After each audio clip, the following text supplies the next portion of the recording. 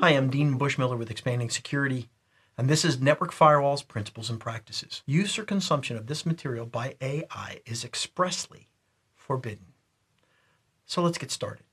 Network Firewalls, Principles and Practices. Well, let's get the components down first. Let's really kind of look into this stuff. So first we have the packet filtering engine. I'm going to give you a diagram in a minute, but the packet filtering engine. And that's going to look at the packet headers as they come across the wire. It's going to look at IP addresses, port numbers, and protocol types. It can also look at other information, but those are generally kind of the greatest hits. It has a stateful inspection module in it. And that looks at the connection state if it's a stateful protocol like TCP. It'll maintain those state tables, especially when we're going from internal IP addresses, RFC 1918, to external routable addresses on the outside. It's going to monitor handshakes and make sure that the SYN-ACK process is completed so that the transmission is going, because we could have like half opens and things like that. It's going to look at the session context and validate that that is reasonable for our organization based upon our security policy.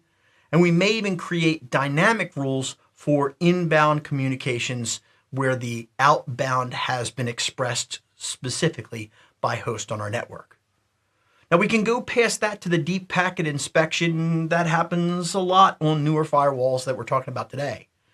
This can look at specific applications, and I say by that particular signature inside of that packet, because it's always about the packet.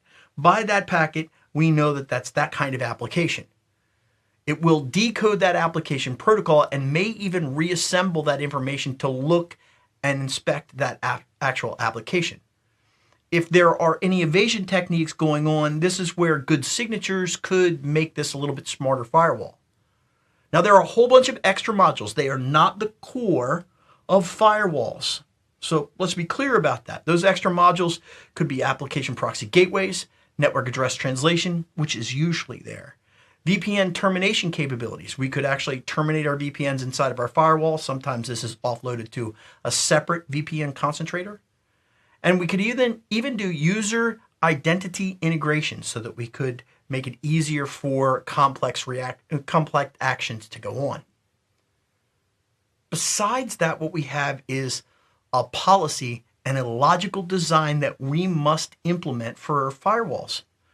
That includes drafting a network security policy, what's acceptable on our network, defining the allowed flows, what we will allow in and what we will not, and remember that's going to change over time. We're going to create logical security configurations, and we're going to design our firewall decision diagrams. We're going to show these to people and say, this is what we're going to allow to happen and not allow to happen.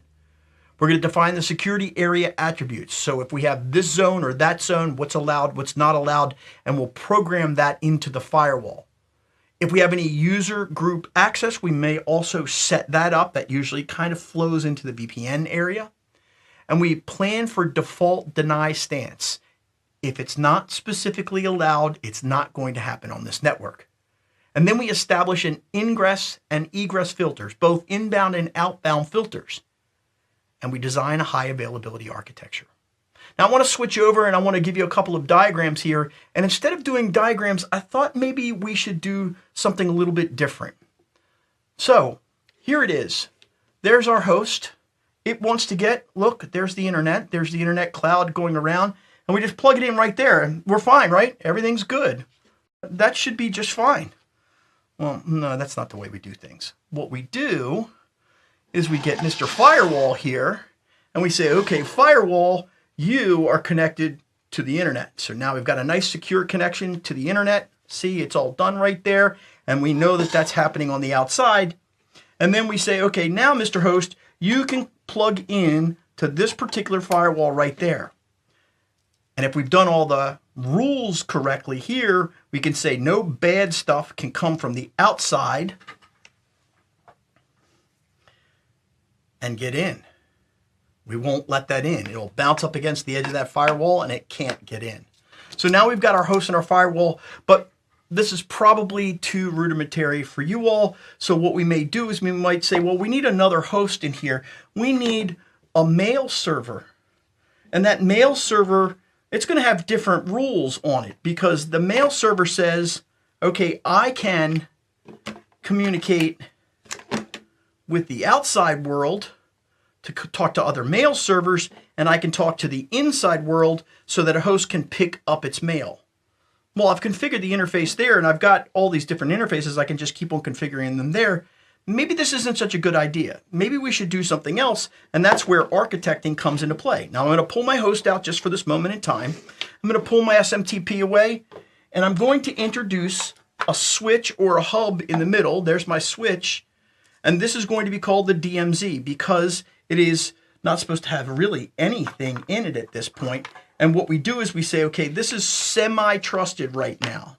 So I plug in my one, I create the rules, and I say, okay, these rules are going to apply differently to different hosts. The mail server is going to connect, and it's going to have this certain set of rules, if I can get it to connect. And it's going to have this set of rules that are going to allow it to go out and communicate to the internet, because they need to get mail from the internet and bring it into the firewall, and says, yes, we'll allow that traffic to go through here, and when it gets there, it'll go into this host right here. But we really don't want this host involved in this. We may say, hey, you know what? That host needs wireless access. And so what we'll do is we'll take a wireless access point and plug it into here, or plug it into the firewall there on another port and say, this is our communication back and forth here. So that usually that wireless access point sits there. It's untrusted by the rest of the world. It's quasi-trusted by our host on the inside. So we'll put the wireless access point away and realize in the DMZ we would have SMTP, but my desk isn't big enough for all of these hosts. So this may not be good enough for us, and what we may say is, you know what, we'll introduce another firewall into the equation here.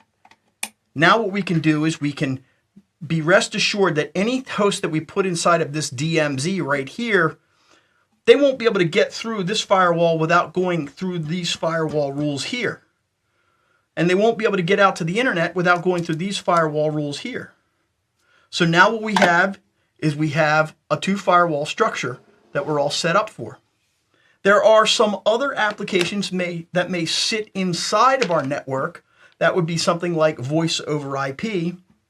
And we would connect that up here. Now that's going to have a very special set of rules that are going to pass through each one of these firewalls and allow us to do something. This is a very sensitive application. It may even need quality of service applied to it. And then on the inside of our network, we would have another switch here, or we could plug directly into a firewall in theory to let our host communicate.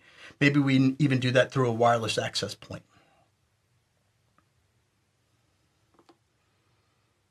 So that's a little design. Now, my desk is a mess at this point, but you get the idea of what we're trying to do. We're trying to architect our way through this, and as we add more and more things to the design, it gets more complicated. The rules get more complicated. We have to restate the rules and make sure that we've got that all set up for ourselves. Now, there are other architectures when we talk about high availability architectures where we actually take two different firewalls right here and connect them separately to the internet.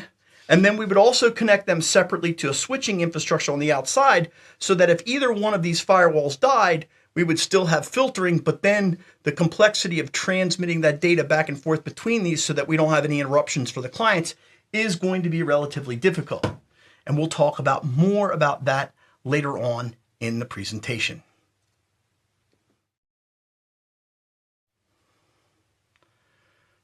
Artificial intelligence is cropping up everywhere, especially in firewall design. I went out to each one of the vendors to look at what they are doing today. And maybe I'm going to do a commercial for them, okay? So I broke it down into 4 firewall designs that are out there, 4 firewall vendors out there that say they're doing AI, and I tried to remove all of the sales and marketing, but it's kind of tough. For Palo Alto, what they say is they have a management assistant that will help you with your firewall configurations. I could go on Google Gemini and say, what should my configurations be? But this thing is going to have logic and state and configuration rules. And since it's Palo Alto, they're going to say this is the configuration file. It could also look at health metric failures. That would mean that Palo Alto would have had to collect data from all the different health metric failures or all the different healthy states that are out there or unhealthy states that are out there, bring all of that back, build that into maybe a large language model and give it some information. This would have to be millions and millions of assets that would give them this information. And there would be a tendency when these certain things happen, your health is failing on your firewall. They have some advanced services like analyzing runtime memory behavior of the actual server itself. But I think that that's all pre-programmed. I don't think that there's an AI actively inside of that machine doing that. They have blocking evasion exploit samples so that you can actually get these samples in there. But again, I think that's more signature based at the application layer. Maybe they're updating that in real time from their telemetry and then adding that as a subscription down to the individual host. But it's not the AI there's no AI on the host, I don't think. I don't know because, I'm not a Palo Alto expert. Fortinet says they've got services like inspecting encrypted traffic flows. And this is kind of the cool thing. They inspect those traffic flows without decrypting them. And somehow they can figure out exactly what's inside of there, which is appropriate or inappropriate. We'll talk more about the malware protection later on. They're going to filter malicious URL categories. Well, we've been doing that for years with other tools that are out there. That's through some sort of subscription service. That's not local to the box. That's a subscription and a definition set that's been sitting on the box, that's been delivered to the box through a subscription.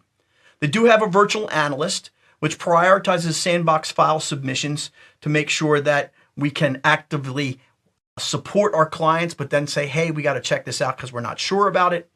And they have a tuning dynamic threat signatures, which will help us look at all of our rules and put them in the correct order.